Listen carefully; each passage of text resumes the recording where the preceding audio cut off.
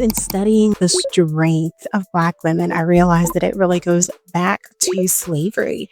It goes back to what we had to do to survive when the man of our house was taken out of our home or put into other slave camps, worked miles away. Slavery, it was a real thing, right? And it broke up a lot of Black families. I'm reading about Harriet Tubman at 3 years old. Literally, her mom is like young 20s, forced to go out into the fields, forced to work. And literally, at 3 years old, this child has to take care of a child. I said what I said, no shame, no regret. Oh, this fire you can't forget. Own it loud, say it proud. I said what I said, no backing down. I said what I said. Hello, the beautiful souls. Welcome to season 2, episode 3 of I Said What I Said. I'm super excited to have you here with me today. Let's get into it. Okay, so I've touched down in Tuscaloosa. I've actually spent the weekend in Tuscaloosa, Alabama, and wow. As I've been sitting here thinking about this episode and my takeaways, typically the way that I'll approach a particular trip is that I will record the episode at the beginning. And this particular trip, I actually took a different approach, right? And I am recapping and ending my trip with the podcast episode, but it's given me the space and the opportunity to really reflect on my week, unpack my week, and know fully what it is that I wanted to step into and share with you. So let's get into it. Okay, so one of the things that I've realized being back in Tuscaloosa, and if you don't know this about me, go back to the very first episode, the introduction episode. I talk a little bit about my college story, but I went to college right here in Tuscaloosa, Alabama. Roll Tide, right? I started my freshman year as a Stillmanite, actually, at Stillman College, which is a private HBCU that's like a few blocks over from the University of Alabama.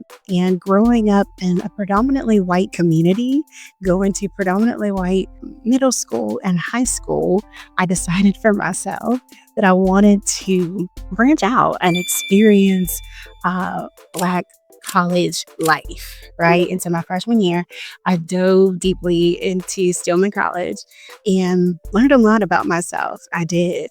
Determined that it wasn't the best fit, ended up transferring and graduating from the University of Alabama. But while I was there, though, I met some beautiful people. I had some beautiful experiences.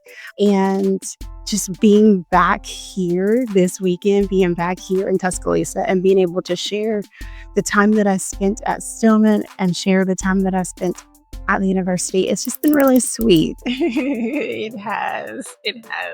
Getting here to Tuscaloosa, really, it just was led by client work and the opportunity to celebrate wins. Like, one of the things that I really want to plug into this episode is like pat you on the back, right? Like, we work really hard.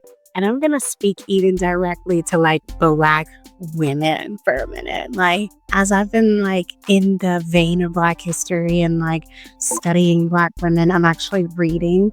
Y'all know that leaders are readers. And so I'm actually like reading the story of Harriet Tubman that was rewritten based off of really wanting to just like flush out a lot of the fluff and like pull the facts to the surface.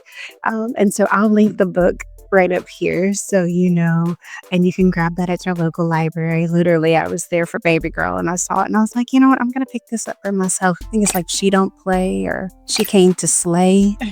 I think that's the name of it, but I'll link it up here. But in studying like the strength of Black women, I realized that it really goes back to slavery.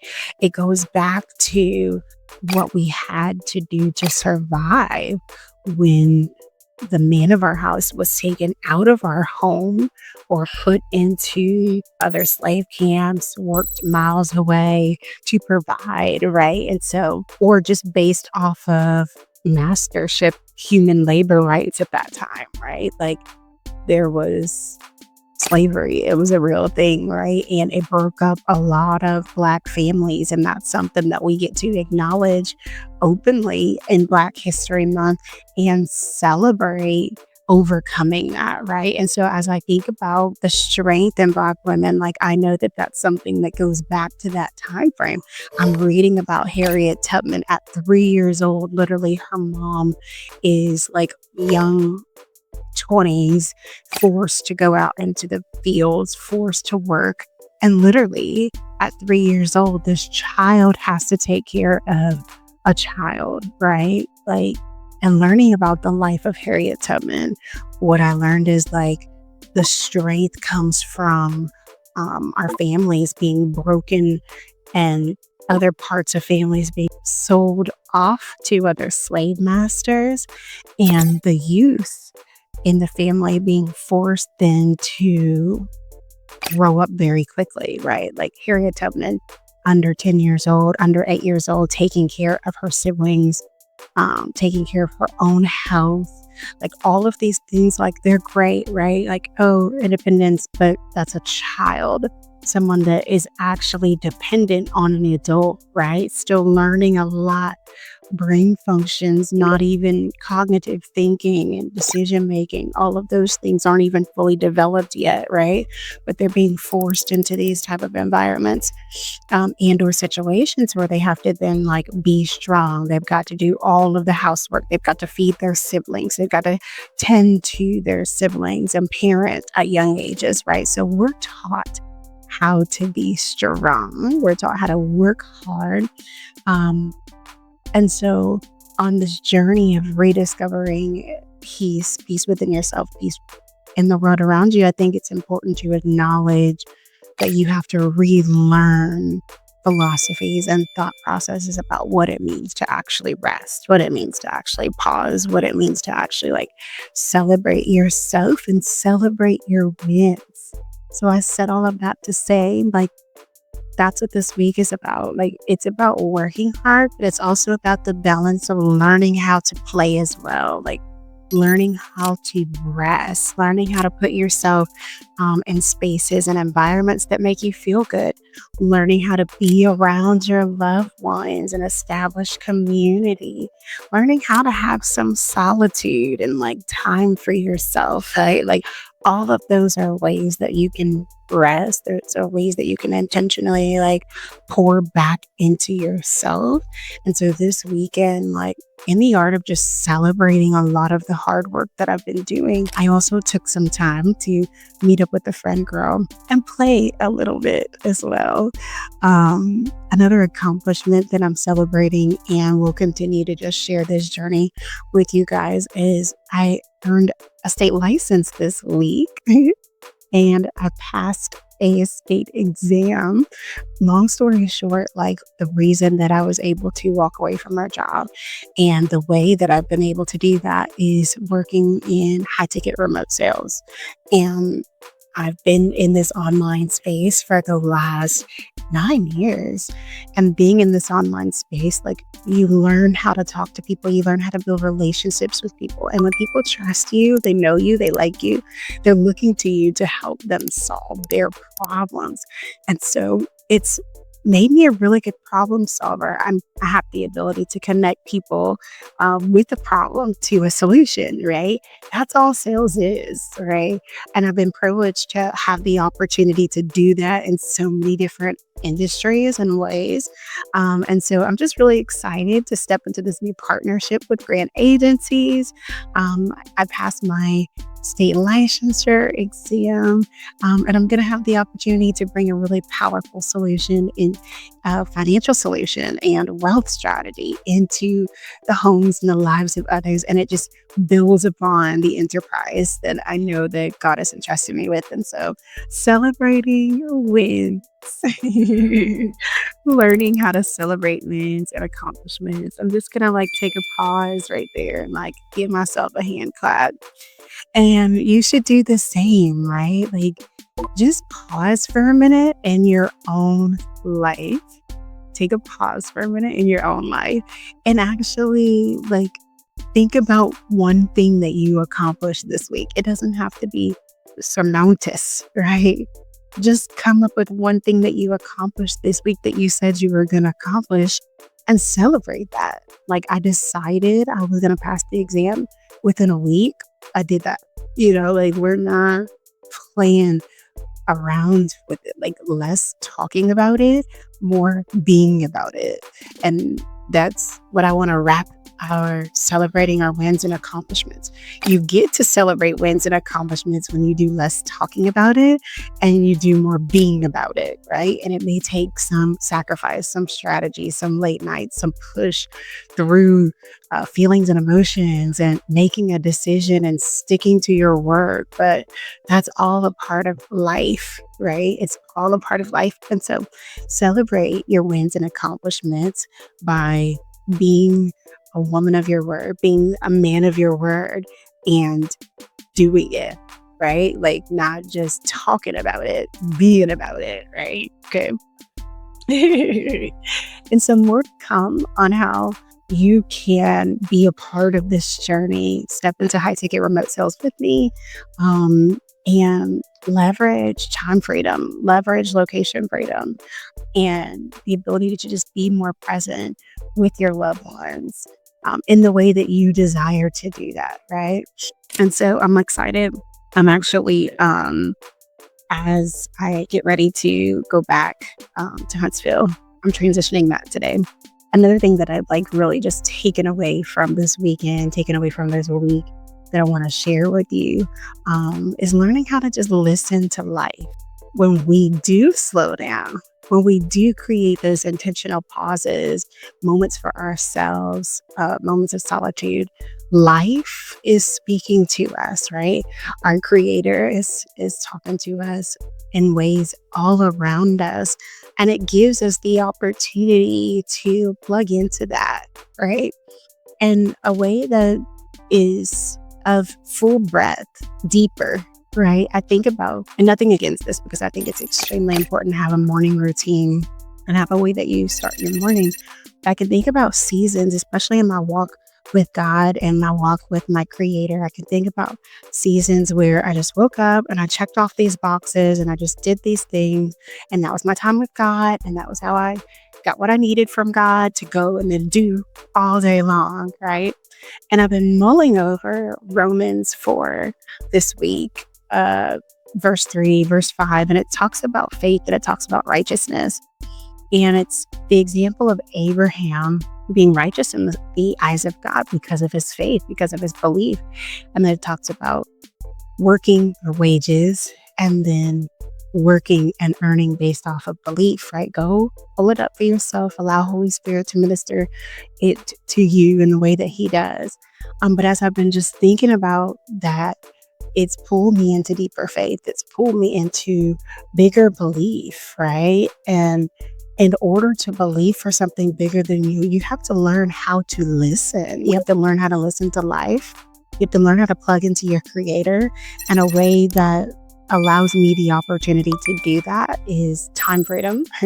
It's location freedom, and it's having the space and the capacity to pour back into myself and to the people that I love, right? 2026 is about no longer sacrificing that. Like, these are non-negotiables for me.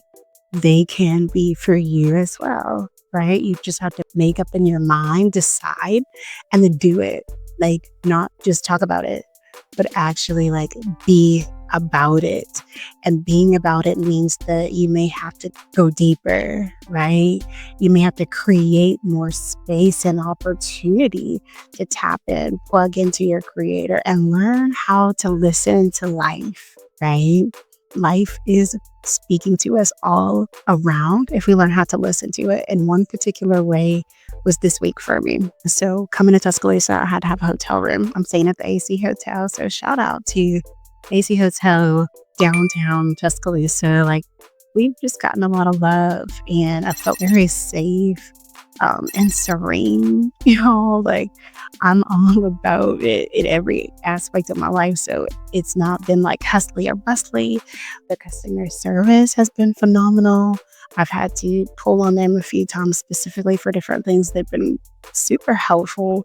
And my bed, it's just been so plush and nice where you don't want to get up out of it. You don't want to move. And those are the vibes that I've been getting, like just peace as I've been here. But the story that I want to share, even just around learning to listen to life, was around this room. I booked this hotel room a few weeks back and had a friend reach out like, hey, there's another situation. If you want to, you can be a part of this, stay here, not worry about like your investment that you made over there. You can just come over here and kick it. And I'm like, oh, okay. Like it sounded good, right? Like, long story short, it didn't quite work out that way. Like, and learning to listen to life, you're just like, oh, okay, well, like, thought we were going to do this, but didn't quite work out that way. And that's okay, right? Like, you learn to listen to life, right? So already had hotel accommodations in place anyways. And so proceed forward with hotel accommodations and then get here and realize that like I needed to be in this space. It was intentional for me to be here because of all of the peace, because of all of the love, right? Like learning to listen to life tells you like, okay, you may have a certain intention or you may have thought that something was going to go this particular way or could work out this way, and life pulls you on a different path.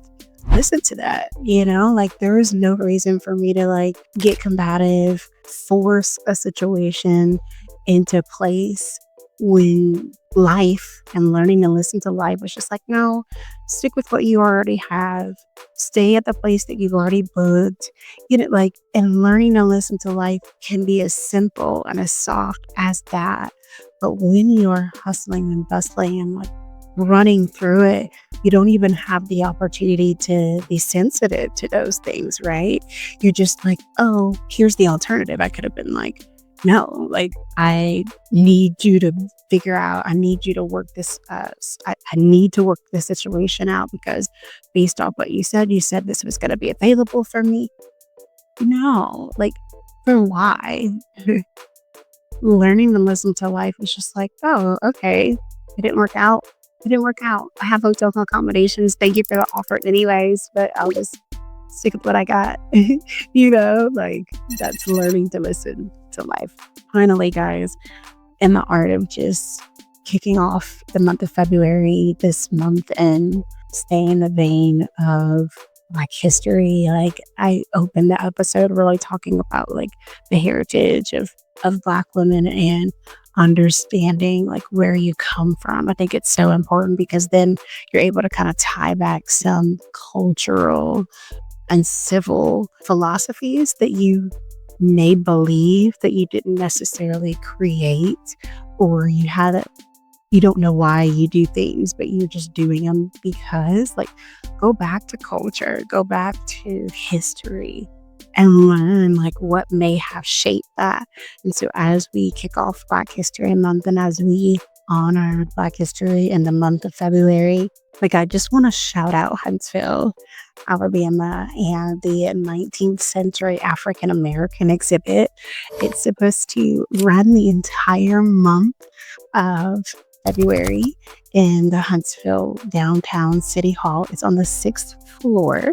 The first actual launch and showing is on February 8th at 2 p.m. I know Super Bowl is going to be going on, but it's already launched by the time that you see this particular episode, but it will be continuing to run all the way through February 27th.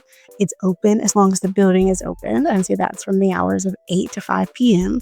And then we anticipate having another secondary program launched kind of middle February to just bring more public awareness to the history, the actual Black history that's so deep and runs so deep in Huntsville, Alabama. And so, for anyone that is in that area, I just want to put Alabama on the map in this episode and put a strong plug into that exhibit.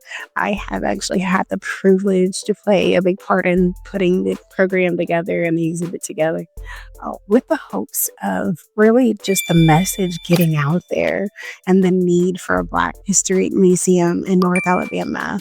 And why not in Huntsville, where there's a plethora of history that's already been collected and gathered and will be shared through the month of February. So take some time if you're in Alabama to travel up to the area of Huntsville and to visit the exhibit. It's going to be something that you will leave with a rich understanding, knowledge, history, and inspiration, right?